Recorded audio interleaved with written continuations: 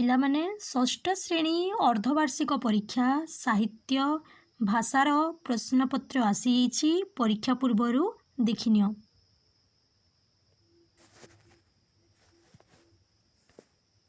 1 number କ ପୃଥିବୀ ସୂର୍ଯ୍ୟଙ୍କ ଉତ୍ତାପରେ କେତେ ମାସ ଉତ୍ତପ୍ତ ଥିଲା?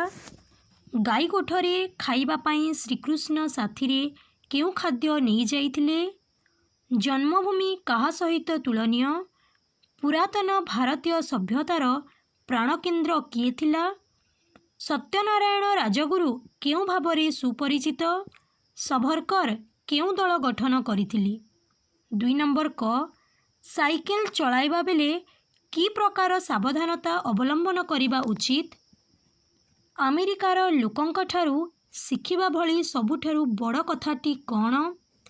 ଲେଖକ ସତ୍ୟନାରାୟଣ ରାଜଗୁରୁ ଓ ତାଙ୍କ ସାଙ୍ଗମାନେ ଗରିବ ପିଲାଟିକୁ କିଭଳି ସାହାଯ୍ୟ କରିଥିଲେ?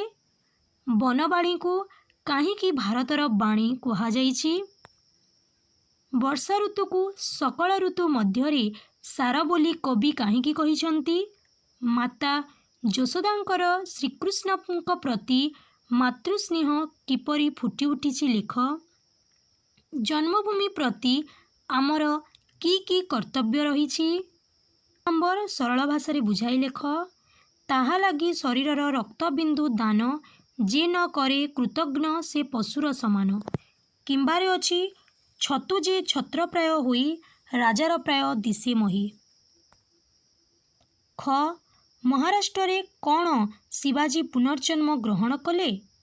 କିମ୍ବା ଆମେ ସମସ୍ତେ ସଚେତନ ଓ ସତର୍କ ହେଲେ ଆମର ଓ ଆମ ଦେଶର ମଙ୍ଗଳ ସାଧିତ ହେବ। 4 ନମ୍ବର ବାକ୍ୟ ଗଠନ କର। ଦୁର୍ଘଟଣା ଅଧ୍ୟବସାୟ। ଖ ବିପରୀତ ଶବ୍ଦ ଲେଖ। ହାନି ବିପଦ। ଗ 2ଟି ଲେଖାଏ ପ୍ରତିଶବ୍ଦ ଲେଖ। ନୟନ ସମୀର। ଘ ସାଇ ପଡ଼ିଶା ପରି ଆଉ 2ଟି ଶବ୍ଦ ଲେଖ। ଲିଙ୍ଗ ପରିବର୍ତ୍ତନ କର। ଭିକାରୀ ପିତାମହୀ। ଚ ତଳେ ଦିଆଯାଇଥିବା ଶବ୍ଦଗୁଡ଼ିକ ମଧ୍ୟରୁ ନିର୍ଭୁଲ ଶବ୍ଦଟି କୋଠରୀରେ ଲେଖ। ଛ ଯେପରି କ୍ଷୁଦ୍ରରୁ କ୍ଷୁଦ୍ରତର ଓ କ୍ଷୁଦ୍ରତମ ହୁଏ ସେହିପରି କ'ଣ ହେବ? ପ୍ରିୟ ଉଚ୍ଚ। ଜ ସମୋଚ୍ଚାରିତ ଶବ୍ଦର ଅର୍ଥ ଲେଖ। 5 ନମ୍ବର ଯେକୌଣସି ଗୋଟିଏ ବିଷୟରେ ରଚନା ଲେଖ। ଗୁରୁଦିବସ କିମ୍ବା ଗ୍ରୀଷ୍ମ ଋତୁ କିମ୍ବା ତୁମ ବିଦ୍ୟାଳୟ। 6 ନମ୍ବର ତୁମକୁ ଜ୍ୱର ହୋଇଥିବାରୁ ତୁମେ 3 ଦିନ ବିଦ୍ୟାଳୟକୁ ଆସିପାରି ନଥିଲ। ଏହି ଦିନଟିକୁ ଛୁଟି ମଞ୍ଜୁର ନିମନ୍ତେ ପ୍ରଧାନ ଶିକ୍ଷକଙ୍କ ନିକଟକୁ ଏକ ଦରଖାସ୍ତ ଲେଖ।